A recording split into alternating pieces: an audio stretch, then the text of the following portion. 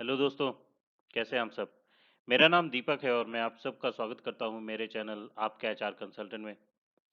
दोस्तों, आज का जो टॉपिक है वो सब लोगों के साथ रिलेट करेगा। बहुत सारे लोगों को इसके बारे में पता भी नहीं होगा। जब मैंने अपने करियर की शुरुआत की थी तो मुझे भी इसके बारे में ज़्यादा पता नहीं होता था। लेकिन जैसे जैसे मैं करियर में आगे बढ़ता गया, फिर उसके बाद मैं एचआर में ही हूँ, तो ले ऑफ के बारे में जो है अच्छे से आइडिया हो गया है। तो आज मैं इसी के बारे में बताऊंगा आप लोगों को कि ले ऑफ बेसिकली क्या होता है, क्यों कंपनी बेसिकली ले ऑफ करती हैं, किन कारणों से ले ऑफ की जाती हैं और अल्टरनेटिव क्या हो सकता है ले ऑफ का, कि इसको बड़े आराम से किया जा सके। ठीक है, और इसका इम्पैक्ट क्या पड़ता है, तो इसके बारे में हम लोग पूरा डिस्कस करेंगे दोस्तों। और बिना देरी किए हुए चलिए शुरू करते हैं, है ना। तो यहाँ पे जो मैंने हेडिंग दी है वो ले ऑफ है, इसको हम लेड ऑफ भी बोलते हैं। ठीक है, और नीचे मैंने छोटा सा एक टर्म भी दिया हुआ है जो कि इसका मीनिंग बताता है।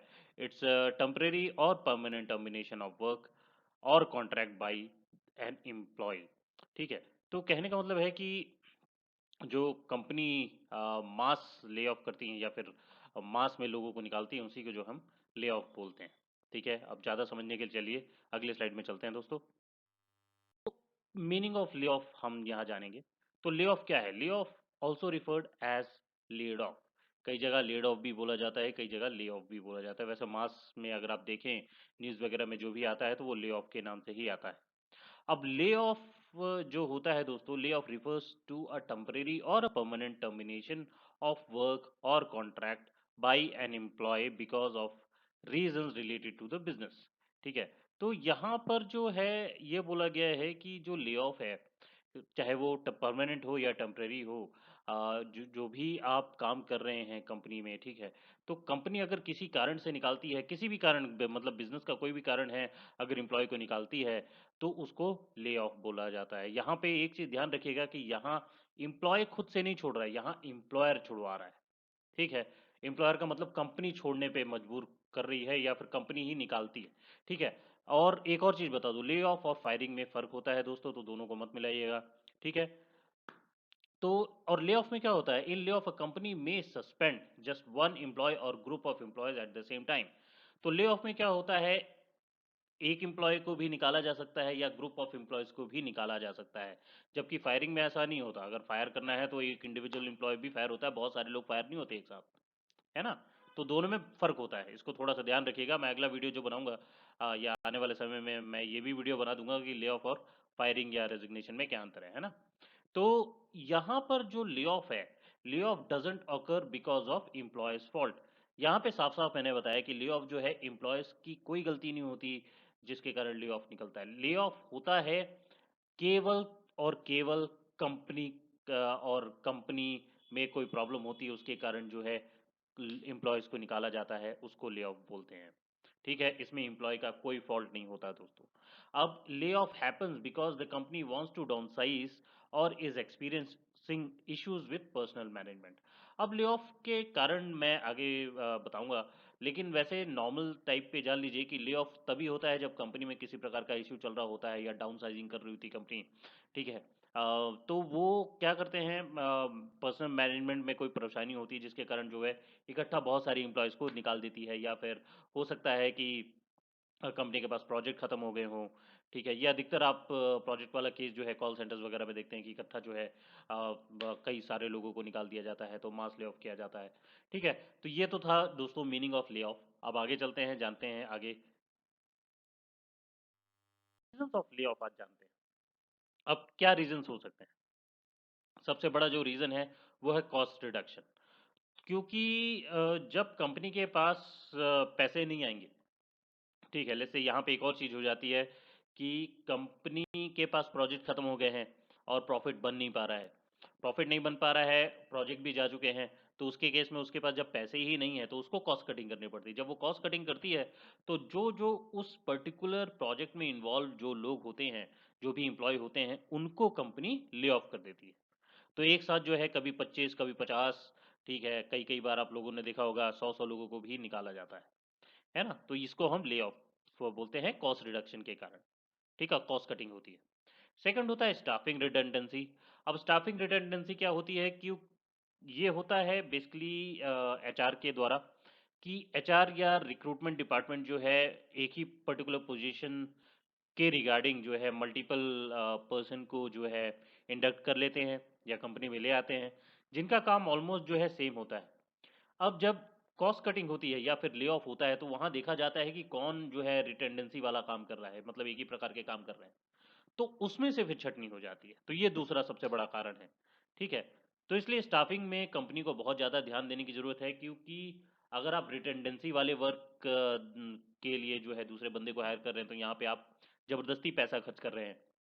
उसी के रिगार्डिंग जो है आप एक अच्छा स्टाफ रखें जो कि वो काम बखूबी से कर पाए, तो इससे आपकी रिटेंडेंसी बच जाती है। तो रिटेंडेंसी स्टाफिंग जो होता है उसके कारण भी ले ऑफ हो जाते हैं। फिर आता है रिलोकेशन। अब यहाँ पे क्या होता है कि जैसे कोई कंपनी जो है किसी लोकेशन पे अपना ऑफिस खोल के रखी है, फिर वहाँ पे अचानक से उसका डिसाइड होता है कि नहीं, हमें यहाँ से जो है रिलोकेट करना है और दूसरी जगह जाके ऑफिस ओपन करना है। तो इसमें क्या होता है, जो वहाँ पे कंपनी ने एम्प्लॉय को हायर कर रखा है, उस एम्प्लॉय को कंपनी निकाल देती है। ठीक है। तो रिलोकेशन के चक्कर में भी जो है बहुत सारे लोगों को ले ऑफ किया जाता है।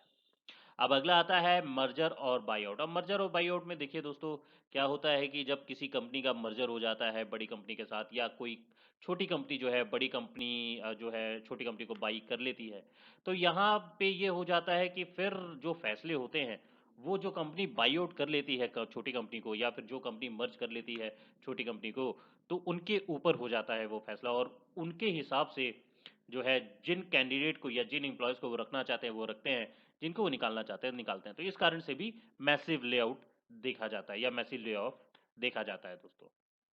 ठीक है। तो होप आप लोगों को रीजन जो है समझ में आ गए होंगे। अब हम जानते हैं कि इसका क्या बेहतर अल्टरनेटिव हो सकता है।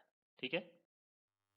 अब अल्टरनेटिव्स टू ले। अब सबसे पहली बात है इनकरेजिंग वॉलेंट्री रिटायरमेंट। अब यहाँ पे ये देखिए, कॉस्ट कटिंग अगर होती है तो ये मैनेजमेंट का कॉल होता है ऑफकोर्स, लेकिन इसको बहुत आसानी से भी किया जा सकता है कि जो लोग कंपनी में बहुत पुराने हो गए हैं, जिनका ऑलमोस्ट रिटायरमेंट की एज आ रही है, ठीक है, तो जो नए बंदे हैं उनको ना निकाल के कंपनी जो ऑलमोस्ट रिटायरमेंट की एज में पहुंच रहे हैं जो लोग, उनको इत्मीनान से जो है वॉलेंट्री रिटायरमेंट लेने को कंपनी बोल सकती है, और उनको पूरा पूरा का पूरा रिटायरमेंट बेनिफिट वो पहले से दे सकती है। तो ये एक अल्टरनेटिव हो सकता है कंपनी को लेके। ठीक है, कंपनी के पास। अब दूसरा आता है cut back on the extra cost. अब क्या होता है कि बहुत सारे जगह पे कंपनियां एक्स्ट्रा कॉस्ट खर्च करती हैं, एक्स्ट्रा पैसा लगाती हैं, तो वहाँ पे जो है एक्स्ट्रा पैसा ना लगाएं और कॉस्टिंग जो है अपनी बचा सकते हैं। यहाँ पे एक और चीज़ आती है कि जो ज़बरदस्ती की हायरिंग है, जैसे मैंने पिछले स्लाइड में बताया कि रिटेंडेंसी हो जाती है अगर आप एक ही प्रकार के पोजीशन ओपन करते हो और दूसरा बंदा भी आता है वही एक काम कर रहा है, तो यहाँ पे आप ऐसी ऐसी जगह पे जो है कई बार आप बोनस, कंपनी बोनस ना देके भी अपना कॉस्ट बचा सकती हैं, पर्क्स ना देके भी अपना कॉस्ट बचा सकती हैं। ठीक है, क्योंकि वहाँ पे सर्वाइवल देखना है। ठीक है, किसी को निकालना कोई इतना बड़ा सॉल्यूशन होता नहीं है, तो यहाँ पे कंपनियाँ ये देख सकती हैं। तो cutting back on the extra cost would save lot of money for the company. फिर तीसरा आता है कंसिडरिंग अ वर्चुअल ऑफिस। अब वर्चुअल ऑफिस तो आप लोग आराम से समझ गए होंगे दोस्तों कि जैसे जिस प्रकार का चलन आजकल चल रहा है कि लोग वर्क फ्रॉम होम ज़्यादा प्रेफर कर रहे हैं, तो उस हिसाब से जो है जिन बंदों की ज़रूरत ऑफिस में है केवल उन्हीं को ऑफिस बुलाया जाए, बाकियों को घर से काम कराया जाए। इससे क्या रहता है, आपका इंफ्रास्ट्रक्चर कॉस्ट बचता है, आपका इंटरनेट का कॉस्ट बचता है, आपका इलेक्ट्रिसिटी का कॉस्ट बचता है, बहुत ज़्यादा जो है पैसा कंपनी सेव कर सकती है। फिर अगला आता है offer more unpaid time off. ये थोड़ा सा अलग है। यहाँ पे ये है कि कंपनियां जो है कई बंदों को अनपेड टाइम ऑफ के लिए भेज सकती हैं, या फिर फॉरलॉर्ड लीव जिसको हम बोलते हैं उसके लिए भेज सकती है। ठीक है, तो इसमें क्या रहता है कि जब आप अनपेड टाइम ऑफ देते हैं, मतलब कि जैसे समर वेकेशन दे दिया आपने कि आप कंपनी की तरफ से जो है 1 महीने की छुट्टी आप ले लो, लेकिन हाँ उसका पैसा नहीं मिलेगा, लेकिन आपको छुट्टियां जरूर मिल जाएंगी। और यहाँ पे एक चीज़ बता सकते हैं कि भाई आपकी नौकरी सेफ जरूर है, 1 महीने बाद आके आप वापस से ज्वाइन कर सकते हैं। तो इस प्रकार की चीज़ें करके ना आप ले ऑफ आराम से जो है मैनेज कर सकते हैं, ये कंपनी के लिए है। ठीक है, तो होप आप लोगों को ये भी समझ में आया होगा दोस्तों।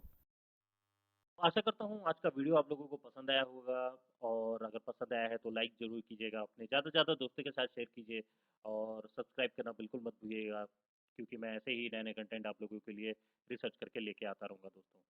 मैं मिलूंगा आप लोगों से अगले वीडियो में, तब तक के लिए अपना ख्याल रखिएगा। धन्यवाद।